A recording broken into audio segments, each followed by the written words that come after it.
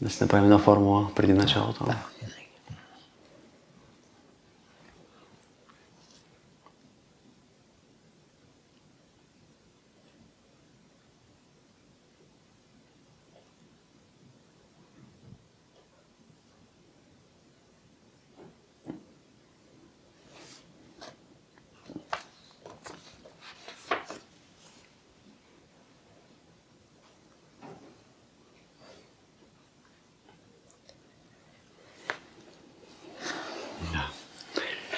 Здравейте, приятели! Днес е 30-та последна част от нашата поредица Въпроси на децата към Елиазар. Днес със своите въпроси ще ни гостуват Аделина, Гери, Сияйна и Александър. И преминаваме направо към първия въпрос на Аделина. Как изглежда рая? Така. Раят е душа. Душата. Изгубеният рай е изгубената душа. Душата е живия смисъл. Душата е самия живот, самата жизнерадост. Учителя казва, че душата се живее свободно в тялото и без тялото. Тя не зависи. Тя не влиза много в тялото на човека, в ума и сърцето, за да не стане рубиня. Душата е ефирна същност, храм. Душата е чистия път, тя е чистата топлина. Душата е кристал на любовта, тя е облегчителя в света. Душата лети само в чистата любов. Това е нейното място. Тя излива любов, защото е родена като изворна същност. Тя е красивата усмивка в човека. Тя е красивия стремеж.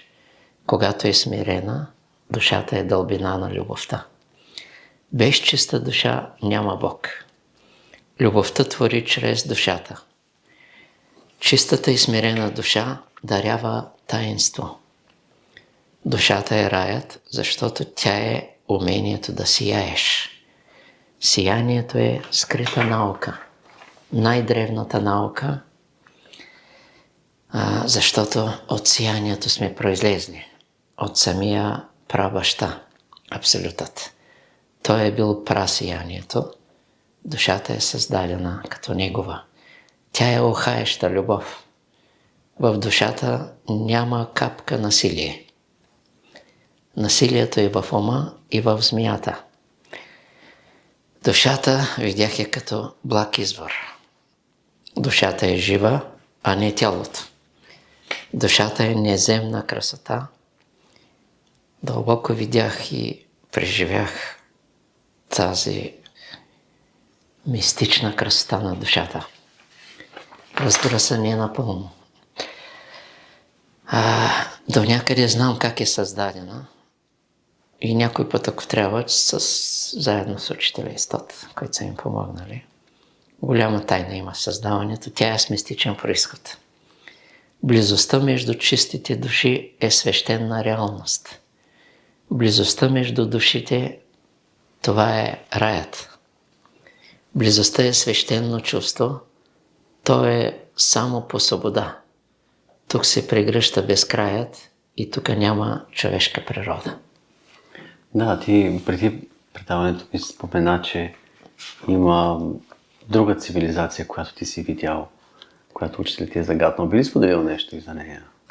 В първия старец в книгата учителя казва, че има степени на цивилизация, има бяло братство, това е степени на нищото, има всемирно братство, това е безкрая чистите духове и има върховна цивилизация, тотална працивилизация. Тя ръководи и двете, тя е цивилизация на Абсолюта. И там са махнати всички добродетели, за да ни пречат върховното нищо, за да може да действа само Абсолюта. Те са същества, които са жадували през милионите години само Абсолюта. И са надраснали всичко и са се завърнали. И никога не са изчезвали, само се явяват, скриват се. Много върховно ниво. Тот е един от тези.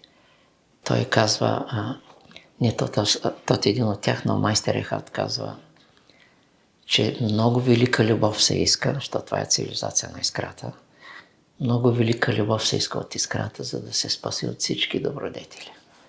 Тук вече и смирението огасва и друга степен на нищото. Много висока летва в книгата, която подготвяме за първия старец. Да. Учителя не е говорил от тези неща, както даже мога да използвам в случаята с формула, която скоро даде учителя, която е така рядко красива формула, значи седморното обращение и после в името на Божията любов, в името на Божията милост и в името на Божията благост ти смекчи съдбата на еди кой си или смекчи моята съдба и така нататък. И тук е включена и думата благост като изключителна сила. Това е. Защото може да си смирен, но това е още благостта е по-висока степен. Там е завършено смирението и вече си станал част от нищото. И човек, който не е в нищото, може да си въобразява учение, учител, но без смирение и без любов. Има хем близост до учителя заради предаността и хем разстояние, нали? Но далече е още от сливането. Целта на тези цивилизации, силата им е в изчезването. Те са постигнали степени на нищо изчезване и тогава абсолюта може да действа. Дълбоки цивилизации изпреварили всичко, което може да си помисля. Тоест, бенеца на всяка цивилизация е степента, в която тя изчезва. Да, да. Това е нейният завършек. Да. Благодаря ти. Втория въпрос на Гери. През коя година той, Бог, е роден? Първо, неродения не е роден. Той не се ражда. Заявява се, но не се ражда. Ражда се само това, което има начало. Нищото няма начало, няма и край. Нищото няма рожден ден.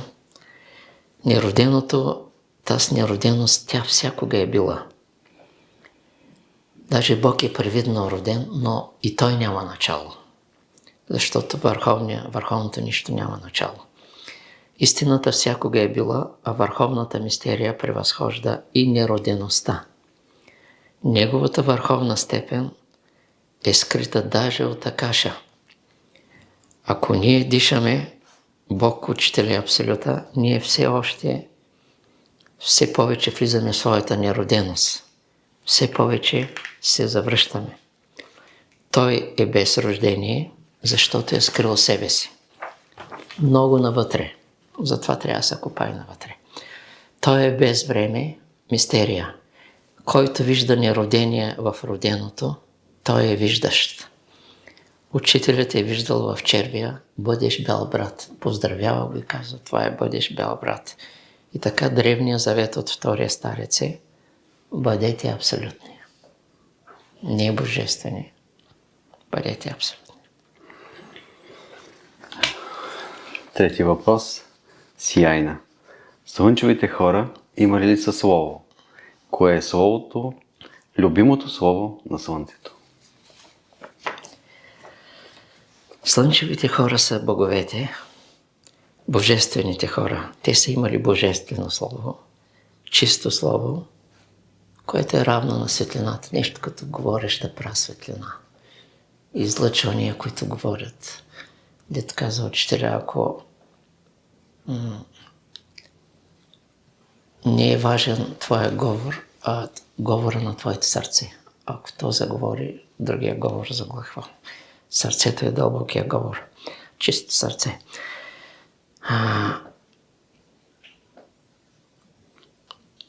Значи те са имали божествено слово, чисто слово. Защото чистото слово е едно с Бога и едно с Слънцето.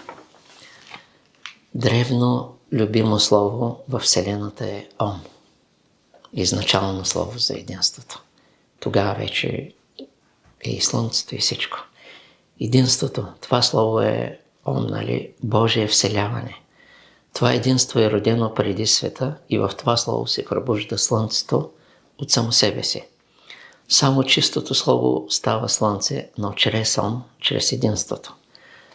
Словото има хора, които говорят мъдро, вярно. Нямат присъствие, нямат любов, нямат Слънце. Няма го нищото. Има още аз. И то сега си говори, той, макар и вярно говори, той е далече от истината и даже може много финно да заблуди. Много хора с вярно говорене без да е в истината, но трябва да има всякакви нива и всички трябва да се приемат на мястото си. Словото е средство, път, развитие и завръщане в Слънцето и в центъра. Който е съхранявал Словото и Словото го съхранява и пази. Чистото Слово само по себе си е Слънце преди Слънцето. Изначалното Слово, древните думи, формулите, защото е проводник на Бога и на Абсолюта. Чистото Слово е насъщната храна.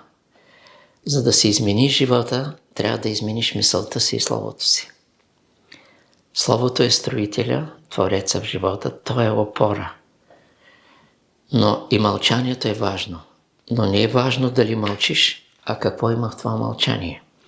Дали има Бог, дали има Слънце. Да. Мислил съм си при тебе, го има това, че си избран и призван да изнесеш истината. И покрай тебе работят много невидими същности, които много ти помагат. И това е, което не може да се изимитира от хората, които не са избрани и призвани да говорят. Така ли? Всички сме свързани с помагачи, учителя, цяла армия от старци, богове, херовими, серафими, заедно с тях, защото когато се служи на един върховен замисъл, те също това са обединени естествено, защото те служат също на този замисъл и когато могат да участват, това е привилегия. Но този замисъл трябва да те е избрал, да те е призовал, да е дошъл мига. И след много правилен опит, примерно се сещам, много хора искат да помагат. Обаче трябва те седморното обращение пита, той да те научи как да помагаш. Ти някъде си мислиш, че си прав, че благородно си постъпил или че си дал пари, че си направил нещо и може да бъде след време наказан за това. И да нямаш и мярката, освен това, нали? И години наред аз правя молитви точно как да помагам на моите близки, той да ме научи. Да не съм аз, защото може да си въобразя, даже може да си въобразя, че съм добър. Да, в тази връзка исках да кажа, че когато ти си призовавал дълго време тези формули, ти си призовал и много същества, които да помагат около теб и на тези същества, за които си молил. Те от любов ти дават, както учителя, различаването. Да. Значи, учителя, силата на учителя е, че той ни отнема човешкото мислене и човешкия начин на помощ, който води до карми. Дори да изглежда благородно, постъпил така и така. Може да кажем тогава, че... Има един, дето е спасил една жена от отдаване и казва, ще съдя. Жената му казва, ще съдя. Ти не знаеш. Нали, както и да е. Въпреки всичко е допуснато да бъде спасена, като малък шанс дадено, за да се промени живота. Всяка криза иска да се промени живота. Да, може да кажем, че силата на молитвата е в това и всъщност истинската помощ идва тогава, когато ти си успял да спечелиш невидимите същества, да дойдат като помощ за някого. Да, в истинската помощ трябва да влезе Бог, учителя и висшия свят. И ти да ни пречиш. И да ни кажеш, после направих добро. Но посветение, ако го каже, той ни влага себе си. Той, който и да каже, е прав, защото той е много трениран. Той може да си играе с думите, защото вече ги е надраснал. Поради тренировки той е отишъл отвъд и сам може да се върне, но това е съвсем друга гледна точка. И той дори да каже аз, няма аз.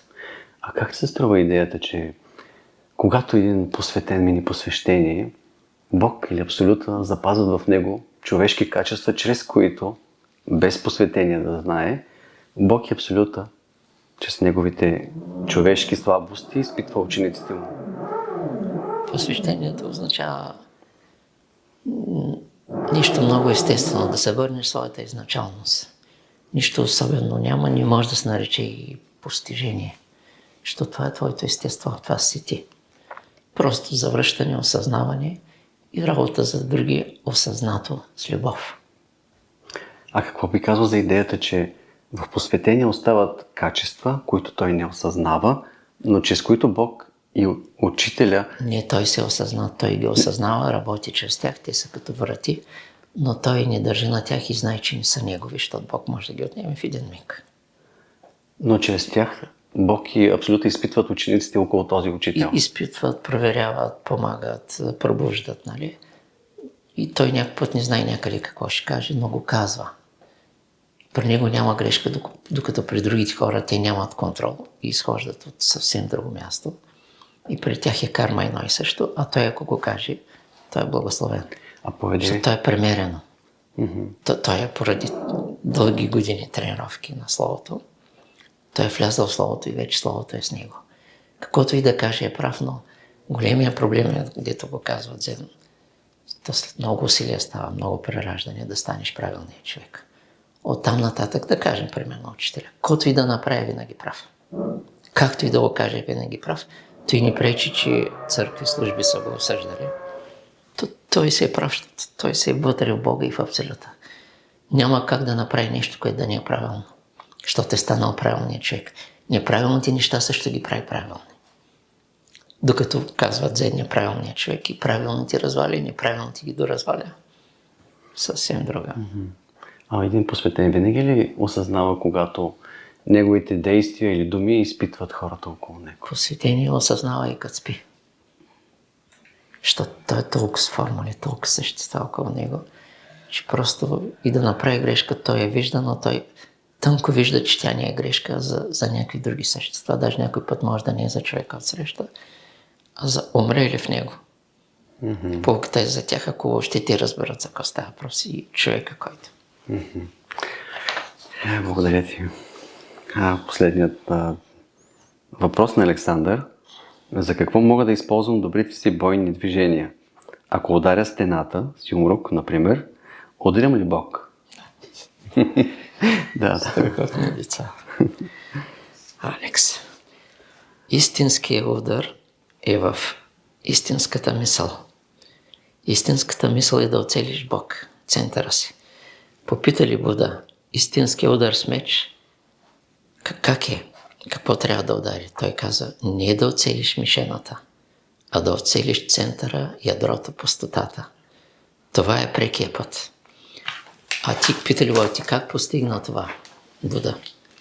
Станах нищо, търсих нищото, пустотата и не исках никакви резултати.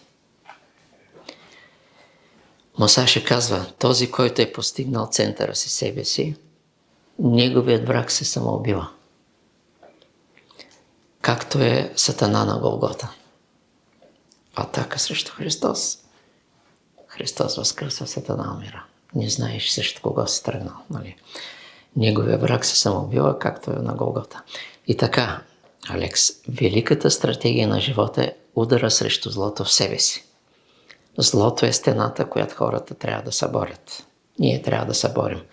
Войнат в нас е истината. Истинският войн не се занимава с религия, каза Мусаши, а само с пътя на самоусъвършенстването, ежедневно. И то самоусъвършенстване в истината. Няма тук Бог и общи приказки, религии, ритуали. Самоусъвършенстване в истината. Точно затова Атлантида е страшно изпреварала те степени на безопречност. Цивилизация на Абсолюта. Войнат променя себе си и с това променя човечеството и Вселената. Войнат в Атлантида винаги е търсил най-правилното действие. Това е така в общи линии. Другото е, че той, като говори, може да не го разберат, но той много точно изразява истината. Дори да той трупа тайна сила. Не държи даже дали ще го разберат. Ако го разберат е хубаво. Ако го оценят е хубаво. Но той прави таен ход към себе си. Той трупа тайна сила. Смирение в нищото и смирение може да я понесе. Той ще прегърне даже. Тя може да е тежка, той няма да каже, тя е горчива. Той понеже обича истината, той е част от истината и тя го досъгражда на все по-високи нива. И зато и смирение, дълбоките истини се казват на смирените и на подготвените, които могат да оцелят. Защото на много хора аз знам, ако им кажа истината, защото знам неща за преражданията, но това не е истина, която убива. Истина, която убива. И аз знам, че са неподготвени. И затова на такива хора полуподготвените се казват полуистини, докато някога постепенно Бог позволи. Такъв е метода, нали, на постепенното. Да може да оцеляват. Да. А важността на смирението пред учителя? Ами, той е пряката връзка. Значи без любов и без смирение няма път, няма развитие. Въобразява си учителя, играеш по невритмия, ядеш ангелски супи, нищо няма ти помогне, даже ще стане по-лошо. И ще мислиш, че си ученик. Учителя ще чака, защото той те е избрал, той има търпение 1000 години да те чака да станеш. Но в дълбокия смисъл учителя иска ученици сега поне да го посяват тези смирения. Не да го постигнат, защото той е много висока летва. Това унищожава света. Смирение човек няма как болестта да му влияе или злото. Влизат в нищо там, в нищо как ще влезе зло и болест. В нищо няма нищо. Затова е голяма сила. Когато казали на Махарадж диагнозата, за болест, няма такава радост изпитал. Защото първо болестта, така аз не живея в тялото. Аз не живея в ума. И аз не живея в съзнанието. Той е осъзнат за абсолюта. И къде е отива тази болест? Тя е разбита. Срещнала е враг, който не познава. И около 5 години или повече той се проповядва с тежката болест заради душите, любов към душите. Тя не го засяга. Може ли това учение, което ти изнасяш и учителя, да помогне на хората още в този живот? И какво трябва да направи, за да проработи учението в този живот? Голямо послушание, голямо старание за послушание, голяма преданост, много формули и все повече да се молят, да задават правилните въпроси, защото някакъв път има въпроси отблъскват духа. Голяма отдаденост. Сега мярката за могъщо развитие 18 часа на ден. Такава е мярката. Практики обаче трудно е на хората, това е ежедневие, но поне според мен от 8-10 часа нагоре за по-дълго време ще се постигнат дълбоки неща, но това са за тези отдадените, които дето казва за тях учителя, ако се определите твърдо, нито държава, нито закони, не могат да възпрат. Те ще се опитат, но удрят на камък, защото отзад е Бог, отзад е учителя. Учителя е, който най-много може да помогне на България и най-много да разпилее България, ако реши да се отегли. Тогава църкви, държава, всичко ще се сгромоля само и тогава такива земетресения и наводнения ще станат, не са сънували. До някъде съм ги видял, не само на Витоша, на много места ще бъде страшно. Обаче той има любими ученици тук. Души, духове, които работят за нещо честно, истинско, без да парадират, без да се правят и какви ритуали. Още таен скритичи живот, който е големия удар срещу това е, което преодолява и Голгота. Да, ти достатъчно ясно. И когато си ударен на този път, Бог и учителя ти дават тайни формули, които минират пътя и изпреварват всички събития, които може да се случат. Дори, защото Бог е на твоя страна и той предвижда и учителя. И има формули, които не мога да ги дам, защото става просто за страшни принципи. Нещо, което е нечувано, за да можеш да оставиш там. И там вече отзад Бог и абсолютно подготвят удара на злото, на когото и да е. Тук вече няма значение дали има армия срещу тебе, защото щом Бог е с тебе. Но аз, ако мога да ги кажа, тези формули ще замръзнат хората и вие тук така изумление в смисъл, защото страшно да се чудиш как може да съществуват такива формули. Дадени. Обаче, не че са много, ако трябва да съм честен, няколко са, обаче нещо страхотно. Надминават всички божествени молитви, които са излизали всякога. Не са божествени, спадат към абсолюта. Божественото е по-ниска степен от абсолюта. Да. Тоест ти казваш, че това учение може да даде резултат още този живот при една могъща, интензивна. Да. Учителя го нарича интензивен духовен труд. Да. През месец септември да кажем, че започне нова поредица. Въпроси на майките към Елиазар. Ще се радваме, който иска да участва.